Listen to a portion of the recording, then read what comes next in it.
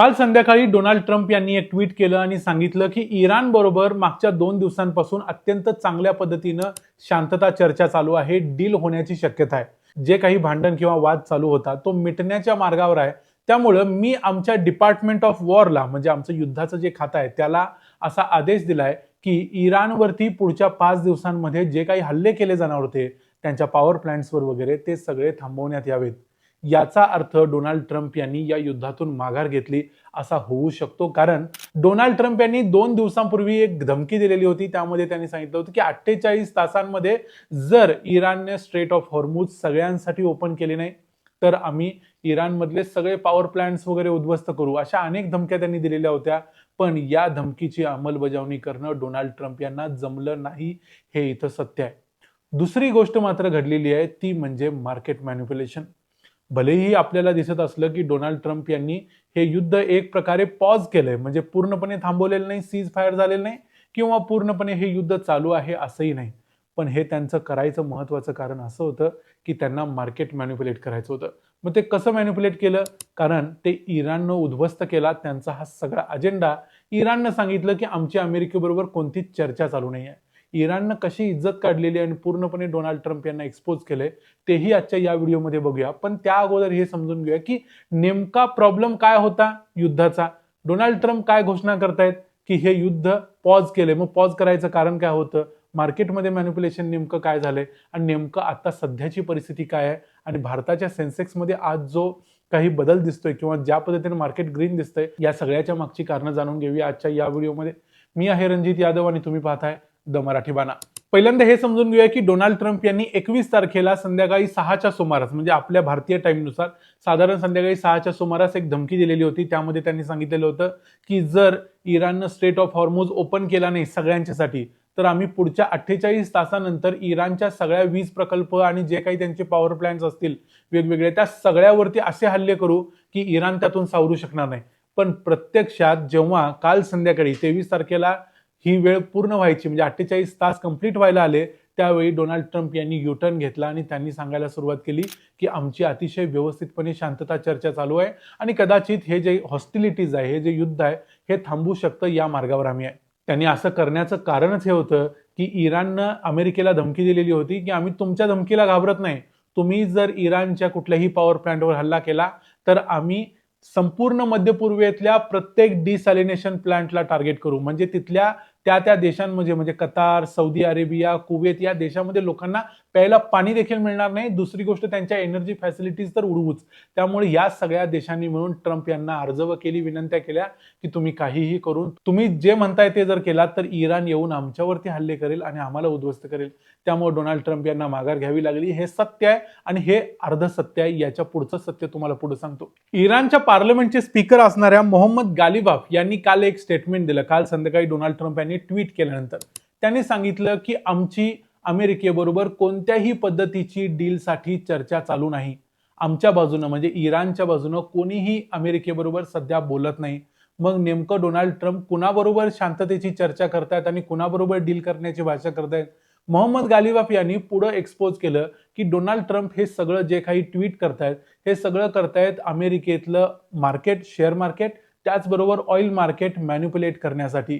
त्यांचे स्वतःचे आणि त्याचबरोबर त्यांच्या अनेक मित्रांचे, अनेक लोकांचे, सगळ्यांचे हात आता सध्या US मार्केटमध्ये अडकलेले आहेत. सगळ्यांचे पोर्टफोलिओ लाल झालेले आहेत. सगळ्यांना मोठे लॉसेस झालेले आहेत आणि ते लॉसेस कमी करण्यासाठी डोनाल्ड ट्रम्प अशा पद्धतीचे ट्विट करतायत जेणेकरून त्यांच्या लोकांना मार्केट ग्रीन झाल्यानंतर त्यातून बाहेर पडता येईल आणि मग बाकीचे पैसे लोक अडकून बसतील ते अडकून बसू देत.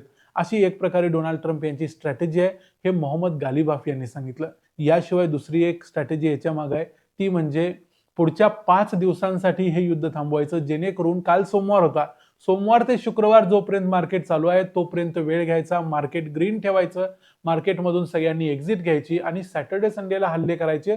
परत एकदा इराणवरती शांतता चर्चा चालू होती पण सगळी चर्चा फिसकटली असं सांगायचं, पुन्हा हल्ले करायचे आणि ज्यांना भोगायचंय त्यांना भोगू दे.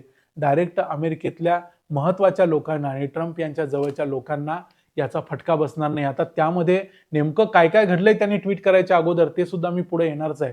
पण त्या अगोदर तुम्हाला सांगतो की इराणमधली IRNA नावाची एक वृत्त संस्था आहे, त्यांनी असं सांगितलं की आमची कुणाबरोबर चर्चा चालू नाही, फक्त मध्यस्थमध्ये काही जे देश असतात, जसं की ओमान असतो, बरेच वेळेला कतार असतो, या देशांनी, अशा काही देशांनी आमच्याकडे मेसेजेस पाठवलेत की अमेरिकेला तुमच्याबरोबर चर्चा करायची आहे, आणि असे मेसेजेस शिवाय कोणतीही गोष्ट सध्या चालू नाही. आता डोनाल्ड ट्रम्प यांच्या ट्विटचं जर टाइम बघितलं तर टाइम सुद्धा अतिशय संशयास्पद अशा पद्धतीचा टाइम आहे. डोनाल्ड ट्रम्प यांनी ट्विट करायच्या अगोदर 15 मिनिटाच्या आत $580 मिलियन कॉन्ट्रॅक्ट्स, फ्युचर कॉन्ट्रॅक्ट्स घेतले गेले होते अमेरिकन मार्केटमध्ये. म्हणजे $580 मिलियन अर्थ होतो साधारण 5,000 कोटी रुपये कुणीतरी मार्केटमध्ये घुसवले डोनाल्ड ट्रम्प यांनी ट्विट करायच्या अगोदर फक्त 15 मिनिटात, आणि यामध्ये फक्त 6,200 कॉन्ट्रॅक्ट झालेले आहेत. जर बघितलं तर एवढ्या कमी कॉन्ट्रॅक्टमध्ये 5,000 कोटी रुपये म्हणजे खूप मोठी रक्कम कुणीतरी यावेळेला मार्केटमध्ये घुसवली आणि पुढचे फ्युचर्स विकत घेतले अत्यंत स्वस्तामध्ये. कारण त्यांना माहिती होतं की शेअर मार्केट ग्रीन होणार आहे, ऑइलचे प्राइसेस पडणार आहेत, आणि ऑइल प्राइसेसमध्ये मग आपण शॉर्ट करू शकतो, शेअर मार्केटमध्ये आपण तिथं जाऊन शॉर्ट करू शकतो किंवा तिथं जाऊन इंट्राडे करू शकतो. अशा अनेक गोष्टी केल्या जाऊ शकतात. आणि म्हणूनच बघितलं तर काल US मार्केटमध्ये डोनाल्ड ट्रम्प यांनी ट्विट केल्यानंतर पुढच्या काही तासात हे अमेरिकन शेअर मार्केट जवळजवळ 2 ट्रिलियनचा मार्केट कॅपमध्ये त्यांनी गेन केला. त्याचबरोबर ब्रेंट क्रूडच्या किमती 12% आसपास कमी झाल्या. अमेरिकन क्रूड ऑइल आहे त्याच्या किमती सुद्धा जवळजवळ 10% कमी झाल्या. म्हणजे कुणीतरी मार्केटमध्ये खेळायचा प्रयत्न करतंय आणि त्यासाठी डोनाल्ड ट्रम्प यांचा वापर करतंय. कुणीतरी म्हणजे कोण असू शकतं, तर बऱ्याच वेळेला असं म्हटलं जातं की डोनाल्ड ट्रम्प यांचा जो मुलगा आहे, डोनाल्ड ट्रम्प ज्युनियर, तो हे सगळं करत असतो. मागच्या वेळेला तुम्हाला आठवत असेल तर डोनाल्ड ट्रम्प यांनी अशाच पद्धतीचे ट्विट करून मार्केटमधले बिटकॉइनचे रेट पाडले होते, आणि त्यानंतर कुणीतरी त्यात इन्व्हेस्ट केलं, नंतर बिटकॉइनचे रेट वाढले. या सगळ्या गोष्टीमध्ये देखील डोनाल्ड ट्रम्प यांच्या मुलाकडे संशयाची सोय गेलेली होती. यावेळी देखील 15 मिनिटा अगोदर डोनाल्ड ट्रम्प यांच्या ट्विटच्या जे काही घडलंय त्यावरून असं वाटतंय की ट्रम्प यांनी मार्केट मॅनिप्युलेट केले. भारतामध्ये आज बघितलं तर काल संध्याकाळी ही बातमी आली, त्यावेळी भारताचं शेअर मार्केट बंद झालेलं होतं, आणि त्यानंतर आज सकाळी जेव्हा मार्केट ओपन झालं त्यावेळेला अनेक लोकांनी ट्रम्प यांच्या ट्विटच्या फेस व्हॅल्यूवरती बरेचसे शेअर्स खरेदी केले. काही लोकांनी आपले पैसे नंतर काढून घेतले, कारण ओपन झाल्या मार्केट जवळजवळ 1500 अंशांनी सेन्सेक्स वाढलेला होता. पण आता सध्या सेन्सेक्सची ती वाढ आहे ती फक्त 600 पॉईंट्स वरती आलेली आहे. म्हणजे कुणीतरी सकाळ सकाळी सगळे शेअर्स खरेदी केले, आणि अनेक लोकांनी खरेदी केल्यानंतर जे लोक अगोदरपासून अडकलेले होते, ज्यांना ऍक्च्युली काय चाललंय माहिती होतं, ते यातून बाहेर पडले. यामध्ये मोठ्या प्रमाणावर पुन्हा एकदा फायनान्शियल इन्स्टिट्यूशन्स असणार आहेत, ज्या US मध्ये असणार आहेत, ज्यांनी आपले पैसे काढून घेतले. हे म्हणजे थोडक्यात फक्त भारताचं असं झालेलं आहे असं काही नाही. जे ईस्टर्न मार्केट्स आहेत, जपान, कोरिया वगैरे, तिकडं सुद्धा अशाच प्रकारचं मॅनिप्युलेशन याच इन्व्हेस्टर्सनी केलेलं असणार आहे. त्यामुळे हे फक्त जे काही घडतंय हे युद्धाच्या संबंधात घडतंय असं नाही आहे. डोनाल्ड ट्रम्प घाबरलेत काय, तर होय ते घाबरलेत, कारण त्यांच्यावरती प्रचंड प्रेशर आहे त्यांच्या सपोर्टर्सचं. त्यांनी वचन दिलेलं होतं एक प्रकारे की मी कधी युद्ध करणार नाही, पण त्यांनी युद्ध करावं लागतंय. ते युद्धात अडकलेले आहेत, युद्धाचा 4था आठवडा चालू आहे, आणि दुसरी गोष्ट ते करतायत हे सगळं मार्केट मॅनिप्युलेट करण्यासाठी आणि आपल्या लोकांना त्याचे फायदे मिळवून देण्यासाठी. या व्हिडिओमध्ये इथंच थांबतोय. तुम्हाला या सगळ्या परिस्थितीबद्दल काय वाटतंय? फक्त तुम्हाला एक सांगायचा संदेश यामध्ये हा आहे की जे काही मार्केटमध्ये अशा प्रकारची चटकन वाढ किंवा चटकन उतार जे काही दिसतोय, याच्यामध्ये थोडंसं सावधगिरीनं पैसे गुंतवा.